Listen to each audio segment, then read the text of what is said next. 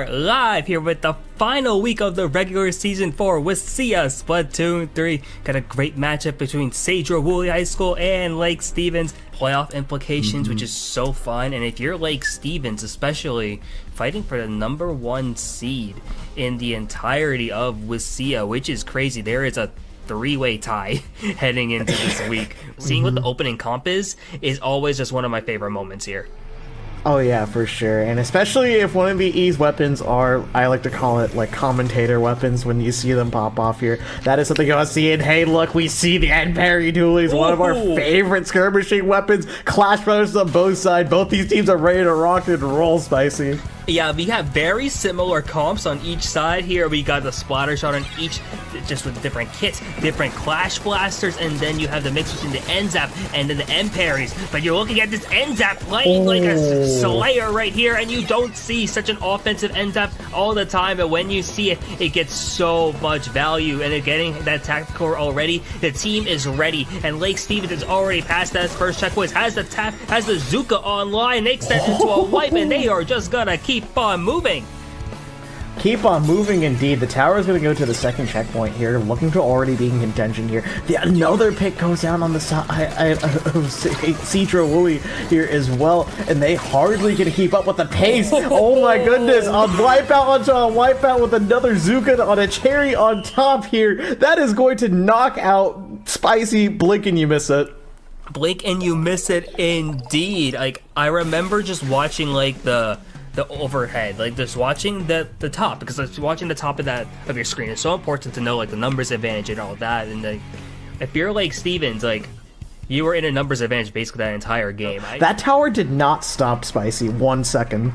Clearly a lot of talented players on both sides here. Yes, and just Lake Stevens. I gotta give a shout out to TRMC, or what they're called on this roster sheet, Puddles, right? Puddles is always a treat to watch. They have been a fantastic player just through and through. They have a little bit of history playing in the scene outside of WSSEA here, and that is showing off in spade. They are a trained soldier and ready to showcase their talents whenever they are put in the spotlight here. Oh, true. And now going into the spotlight, we got Clan Blitz, Inkblot Art Academy. Oh yeah, for sure. Inkblot Clan Blitz is a little bit different from obviously just the TC variant here. You have a ramp leading up into the enemy spawn, and that's going to be the main contention of the fight right here. We see an ink brush coming out here as well. Lake Stevens going to stick to their guns from last game here, and we are as a Sedro-Woolley come out here once again with a double dually and ink brush comp here.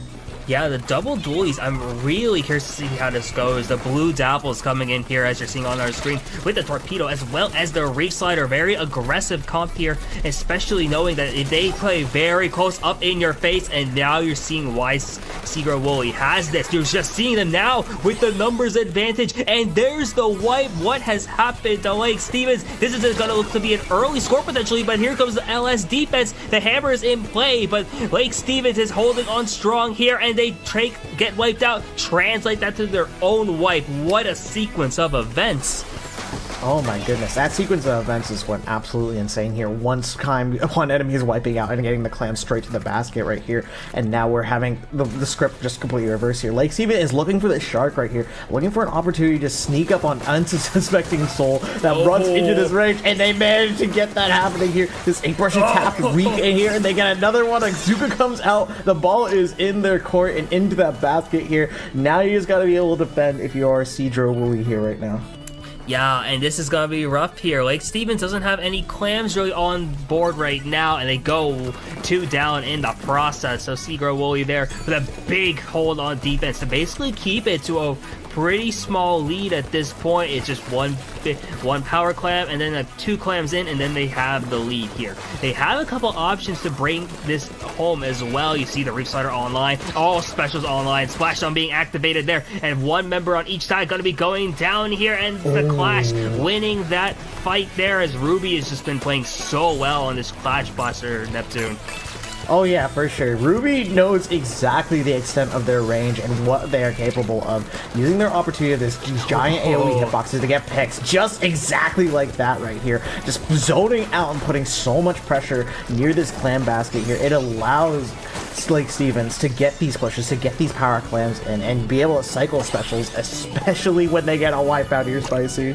Yeah, and the speed of Lake Stevens is just so amazing to watch right now. You're watching all these clams start funneling in. We suddenly went from 77 all the way to 29, and in not a very long time here, Ruby's going to be going down there on the Clash Blaster. But you see that the team is still holding in, powering these clams through this basket, and now they're already at the 20 here. A power clam could win them the game here. I don't know. Ruby has it. It's going to be coming down to the wire. It's not going to be in play enough, though, as Sedro-Woolley is able to hold on defense, at least for now, but only one member up at this point. Oh my goodness, just back and forth here. Every time Sedro-Woolley just, oh my goodness, another. Whoa, okay, slow it down. I cannot keep up with this. Just a wipeout for wipeout, winning the 1v1s there, allowing the power clam to just come in here once again. You can cycle these clams really effectively because they spawn so close by, and they are running in here. One more clam to knock it out here. I don't know, Spicy, what happened?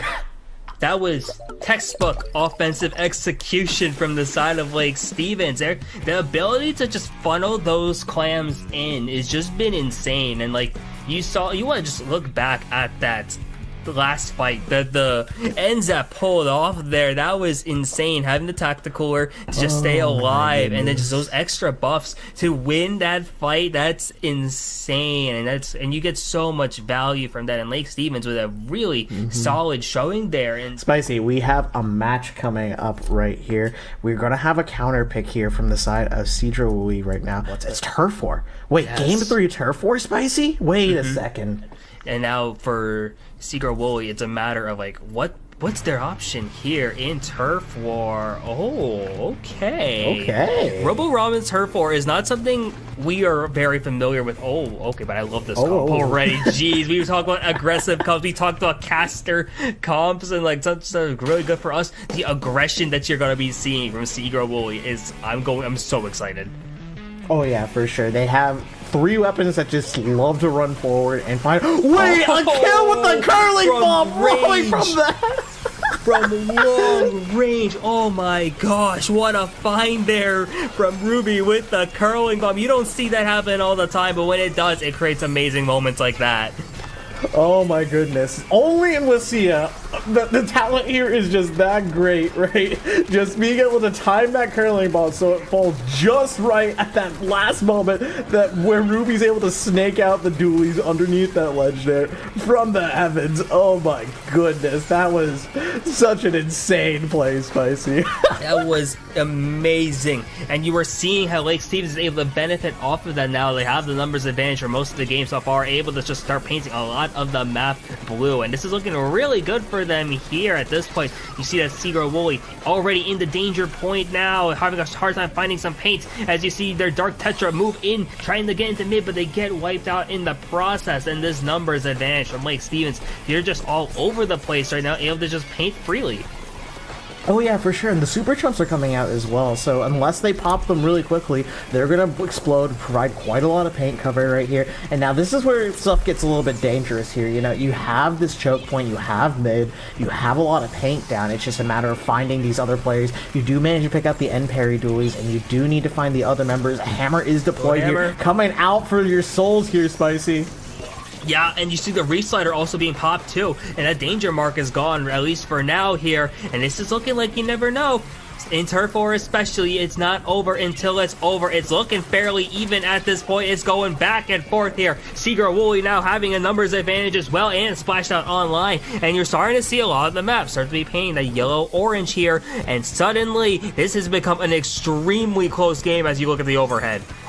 Oh yeah, extremely close here is going to be the nail biter here. Ooh. Everything is going to come down to these last minute right now. Getting those amazing picks right there with Eek on that split Usho-matic right here, being essentially a rat weapon as well, being able to be very flexible, move around quickly, right? Look for opportunities to take down players just like that, Spicy. Yeah, and you love the find there, taking out Ruby, and this is looking great for Sedro-Woolley. Last 30 seconds. They'll get all the resources, but they go 2 down. I think the suction bomb, I think, took out 2, and that is so crucial here. Lake Stevens able to start painting up now. They have the Trizuka online, the Emperi going down from Sedro-Woolley. It's coming down to the wire as it's a wipe. That's actually so massive. That could be the dagger. Sedro-Woolley has 10 seconds to just paint up as much as they can here. They have the Reef Slider online. The Smooch is going to be going down, and it's a matter of time here. The Reef Slider pops in. There's only 2 seconds left, and it's down to the wire. This overhead is going to be insane.